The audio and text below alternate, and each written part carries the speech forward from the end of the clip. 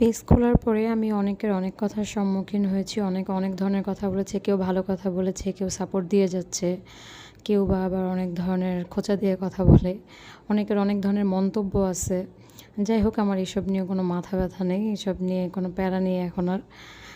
আগে কোনো কথা শুনলে অবশ্য আপসেট হতাম। যাই হোক, তো আসলে আমরা যারা হয়তো বাচ্চা-কাচ্চা সামলে, ঘর-বাড়ি সামলে, বাচ্চা-কাচ্চা সামলে, ঘর-দোর সামলে আসলে এভাবে ভিডিও করা, তারপরে ভিডিও এডিট করে, সাজিয়ে গুছিয়ে ভয়েস দিয়ে প্রেজেন্ট করাটাও কিন্তু একটা চ্যালেঞ্জ। কোনো অংশে কম না।